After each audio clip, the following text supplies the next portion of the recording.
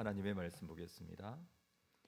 창세기 9장 8절에서 17절 말씀입니다.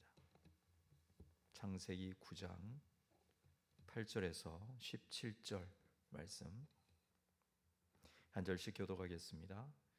하나님이 노아와 그와 함께한 아들들에게 말씀하여 이르시되 너희와 함께한 모든 생물 곧 너희와 함께한 새와 가축과 땅의 모든 생물을 세우리니 방주에서 나온 모든 것 곧 땅의 모든 짐승에게니라.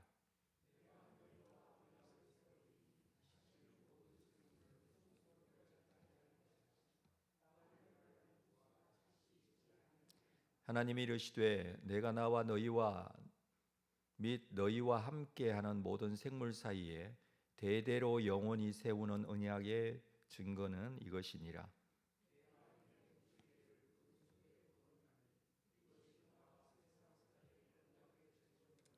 내가 구름으로 땅을 덮을 때에 무지개가 구름 속에 나타나면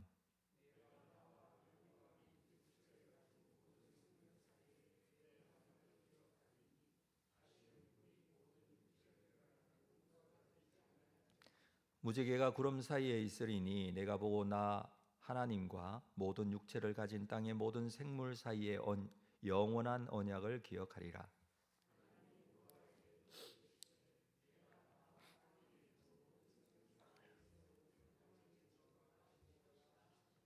아멘.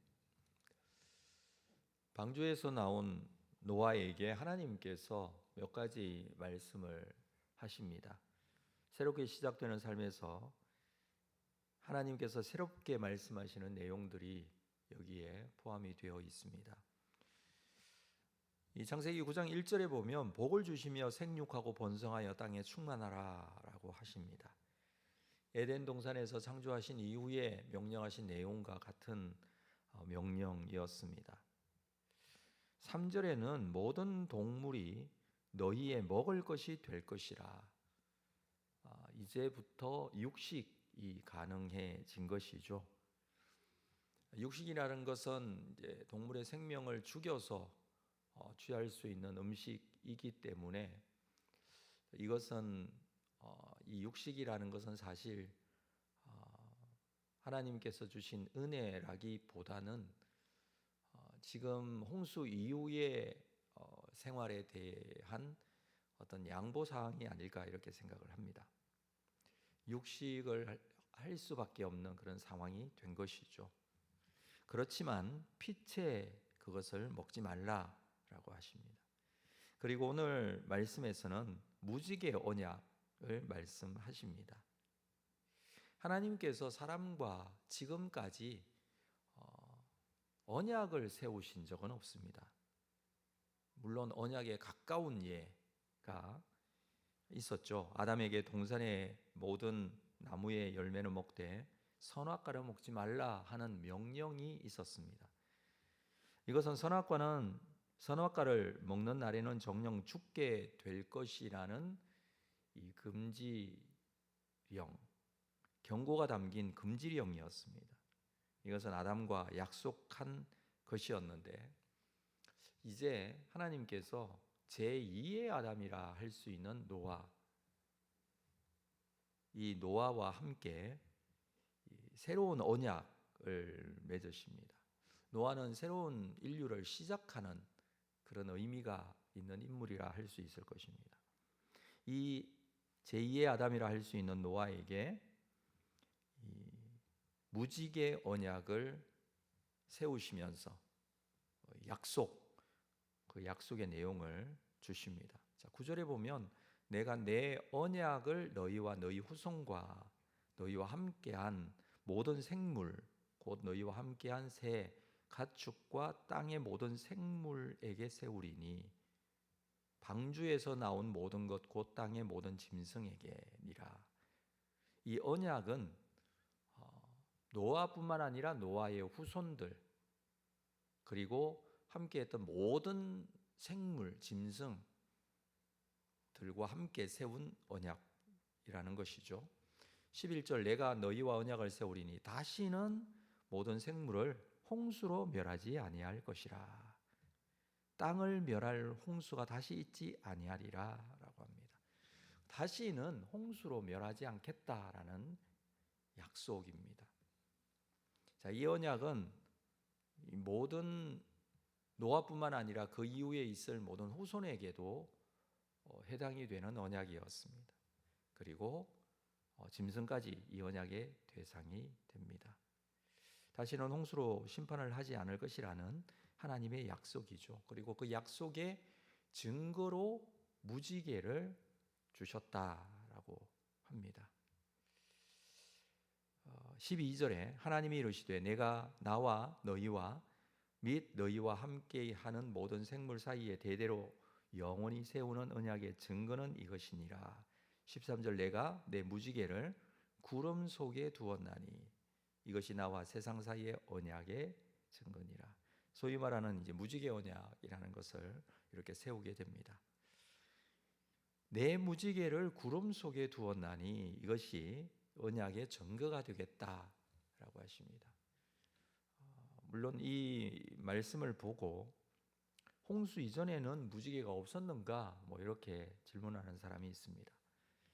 어떤 사람들은 무지개는 자연적인 현상인데 홍수 이전에도 분명히 있었을 것이다, 그렇게 말하는 사람도 있지만, 또 어떤 사람은 무지개 언약을 맺을 때에 처음으로 하나님께서 무지개를 만드셨다라고 주장하는 사람도 있습니다. 우리가 그 시대에 있지 않았기 때문에 정확하게 알 수는 없습니다만은 추측은 물론 할 수가 있겠죠. 자연적인 현상으로 나타날 수 있는 무지개이기 때문에 홍수 이전에도 분명히 무지개는 있었을 것이다 라고 생각할 수는 있습니다.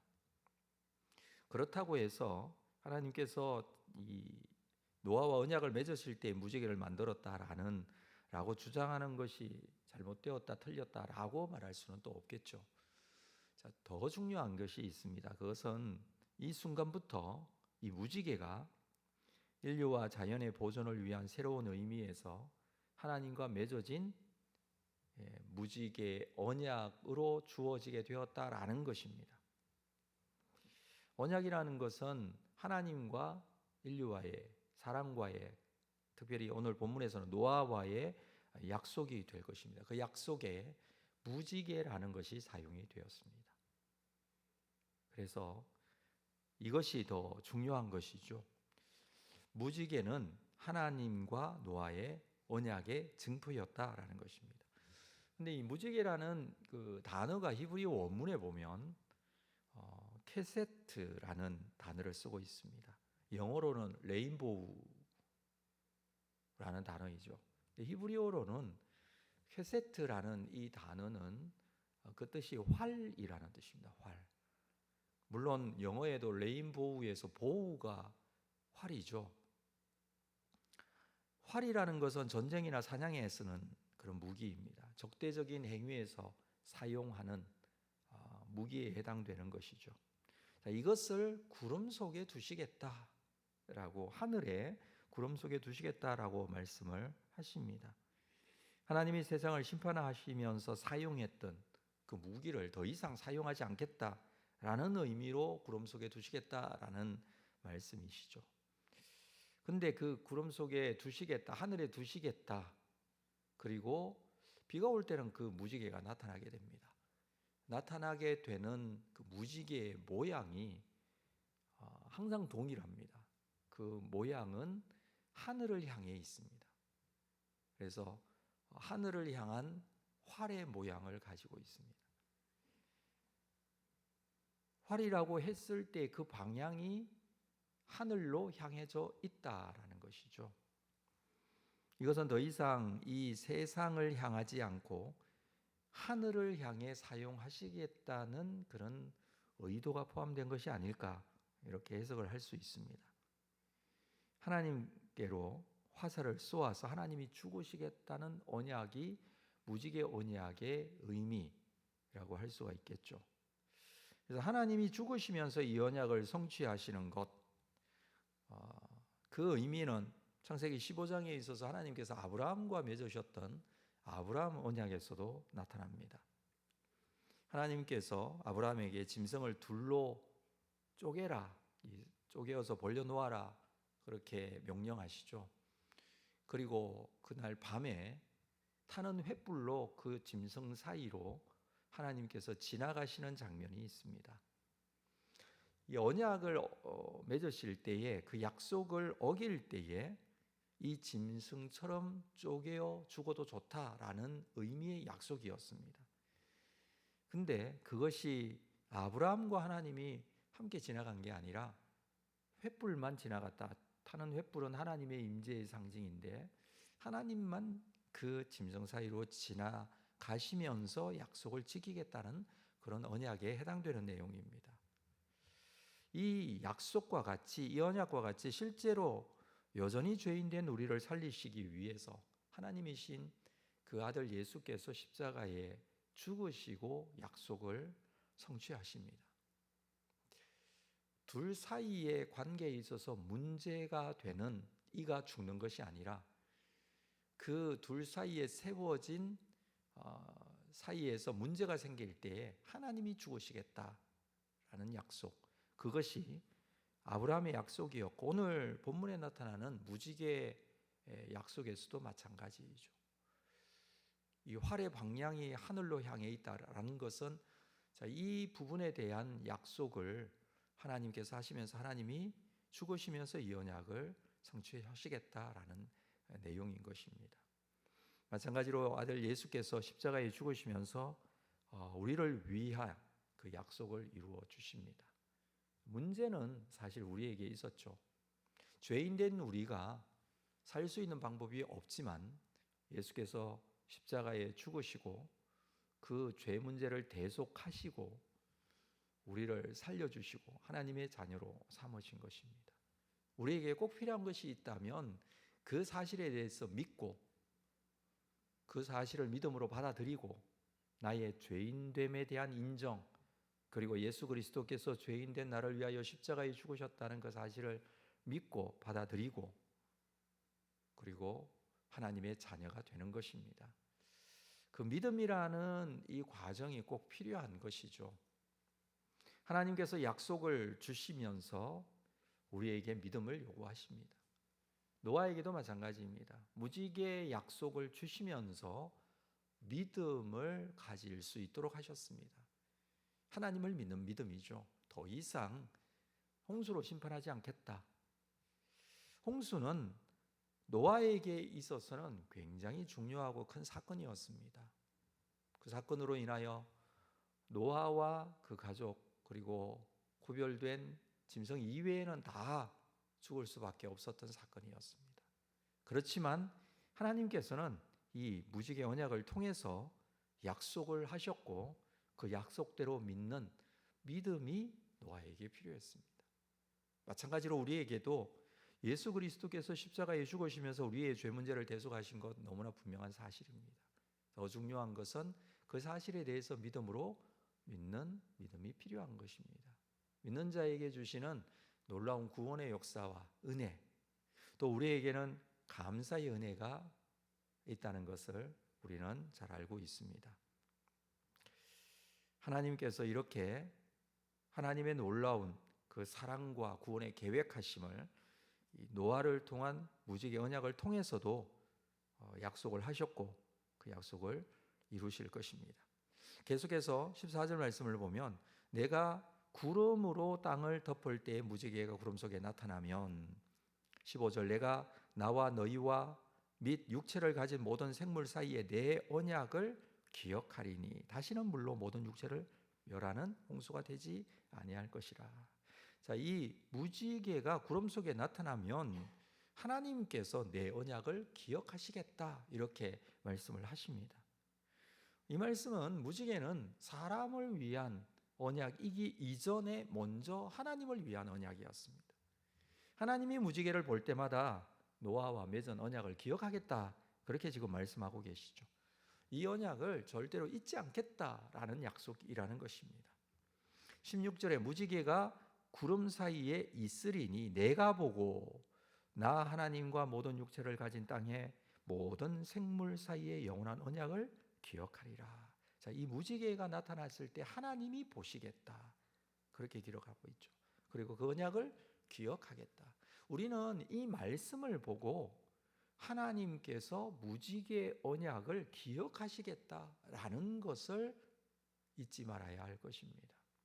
자, 우리가 보는 것은 오늘 말씀이죠. 하나님께서는 이 무지개를 보시고 잊지 않겠다라고 말씀하십니다. 우리에게 주어지는 말씀입니다. 그래서 우리는 이 하나님의 말씀을 믿고 그 약속은 반드시 지켜질 것이라는 하나님의 신실하심, 그 신실하심을 믿는 것입니다. 그 하나님께서 이 구름 사이에 있는 무지개를 보시고 잊지 않겠다라고 하시면서 말씀을 하시는데, 그 말씀을 보는 우리에게 주어지는 이 언약의 수혜가 있습니다. 하나님께서는 이 약속을 지키실 것이기 때문에, 그리고 그것은 그대로 우리에게 적용되기 때문입니다. 뿐만 아니라 무지개를 볼 때마다 하나님께서 노아와 맺으신 언약으로 인해서 우리에게는 그 언약에 대한 감사가 있을 수 있어야 할 것입니다. 이 무지개 언약을 통해서 우리에게 약속하신 이 구원에 대한 하나님의 약속, 그 약속은 반드시 이루어질 것이기 때문에 그것으로 인한 감사의 삶이 우리에게 있게 될 것입니다. 이것을 믿음으로 오늘도 믿고 하나님의 계획하심 구원의 놀라운 은혜가 그대로 이루어질 줄로 믿는 믿음으로 주님께서 우리에게 주신 말씀에 대한 약속 감사할 수 있는 귀한 은혜가 우리에게 있게 되기를 주님의 이름으로 축복합니다. 기도하겠습니다. 하나님 아버지, 하나님의 말씀의 약속은 우리에게 반드시 이루어지게 될 줄로 믿고 무지개 언약을 통해서 약속하신 내용 또한 우리에게도 약속하신 말씀인 줄로 믿습니다. 하나님은 죽으시면서까지 이 약속을 이루시는 분이심을 말씀을 통해서 다시 한번 깨닫습니다. 예수 그리스도의 십자가의 죽음은 우연히 한번 이루어진 것이 아니라 이미 약속하셨고 보여주신 하나님의 사랑의 내용이 성취된 내용인 줄로 압니다.